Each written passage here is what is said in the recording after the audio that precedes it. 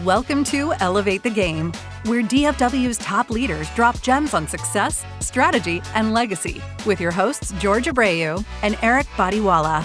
Let's get into it. All right, today we welcome Andrew Tunnell, Vice President of Artificial Intelligence at Compu Group Medical, where he focuses on driving healthcare innovation through AI with a background spanning tech startups, fintech, and strategic partnerships. He brings growth-oriented approach to scaling health tech solutions. We're going to explore how AI is being implemented in healthcare today and what's coming next as the industry continues to evolve. So thank you, Andrew, for being on the show. If you can just give us a quick snapshot of how you got into this business and where you're at right now. If you can take it from there. Well, thanks for having me, Jorge. And so I started out my career in the fintech space as a founder. Worked on a startup there, failed at that. I've had a lot of failures over my career, and then failed forward and failed up. So I went to another AI company after that. Did some consulting as well along the way, helping other founders out, and then went into a insurtech. And then later on, and now I'm in the AI space again in the medical field. So I've touched a lot of different spaces, verticals, and industries along the way. Man, you look pretty young for having all that experience there. It's pretty impressive. Yes. And we'll see if I can stay looking that young. So we'll see. Yeah, it is. It catches up to you at some point, but yeah. So obviously there's a lot of competition in this space. I guess what would you say sets you apart from the others? Probably my work ethic, and not to, I don't want to brag too much. I think I consider myself still early in my career. But my work ethic. I mean, there's been a lot of work that's gone into what I've accomplished in order to get here, and then my ability to push forward and take pain, essentially. I have a high pain threshold. So I'd say those are some qualities that are good to have, especially if you're an entrepreneur, and it also lends well to the corporate world as well, it turns out. So yeah, I think you don't hear a lot of success stories without those failures, right? And learning from them. I think that's kind of part of the growth, and as long as you learn from it and fall forward, I think it's just one of those things. Yeah, absolutely. But what would you say, and maybe you've kind of referenced this already, but what would you say that others may find very challenging, but it comes somewhat easy to you? Good question. I don't know if I have a good answer. I mean, you did say you have a good pain tolerance. I think that not everybody can. Yeah, I mean that's a big one. Another one that's a little more granular and maybe not so dark is that I'm able to take complex topics and communicate them in a very simple way that regular people can understand. I think that's done well. That's helped me throughout my career. As being able to do that. That helps in selling, that helps in coordinating people and management as well. So I find myself using that skill set regularly on a regular basis. Yeah, no, I think that's a great one. I think all successful business owners or even just good managers, they've got to be able to communicate with their team. If not, it doesn't usually go well. So if someone's listening to us right now that is looking to get better at what they're doing right now, or to have some success in their career and in their space, what's one thing that you would suggest that they should focus on? I'd say, so I'm a big Alex Hormozi fan. I don't know if you know that guy. Yep.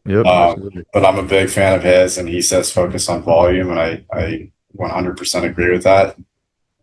There's specific challenges actually that I'm facing right now in my career, my job, that can seem impossible, seem daunting, but actually, if you do the math, they can be solved with volume. And usually for the really big goals that you're looking for, that's the only way to solve it. So strategy and planning can only get you so far, and they're necessary components. But I'd say a lot of the times it's 70%, 80% volume, and that's been another contributor to where I'm at now.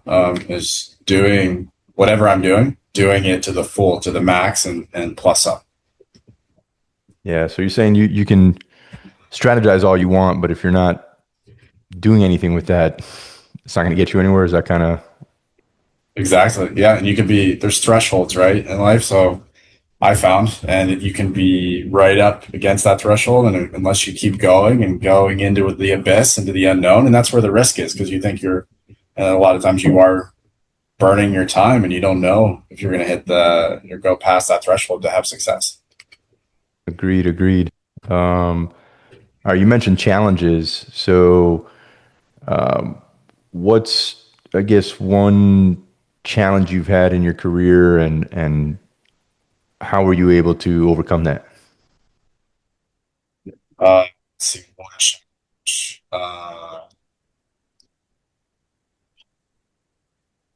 There's been a lot of them. Back in my sales days, I was working on a business development objective, and the challenge, kind of taking from what we just talked about, the challenge was solved not only by strategy. In strategy, I did have to switch strategies and think outside the box. In this case, it was thinking more globally, but we also had to bump up the volume.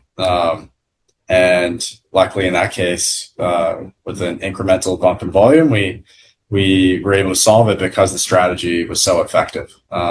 So it's not black and white, and knowing when to pull which lever, I think, lends itself to the solution more often than not, and that's what can bring the success. What would you say as far as which lever to pull?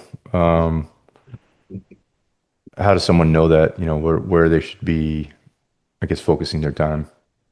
From failing and hitting your head enough times in different realms of life. The more you fail, the more of that muscle and that experience that you bring. So it comes more naturally, where you get a gut feeling. And that gut feeling is based off of, I'm in the AI space, and in AI, you train models off of, insane amounts of data. And people don't realize they're doing that. But in real life, when you're failing, when you're having success, you're learning along the way. And you may forget about those experiences in your active memory, but in your subconscious memory, they stay, right? And then that trains your brain to go forward and be able to react quickly when the time requires it.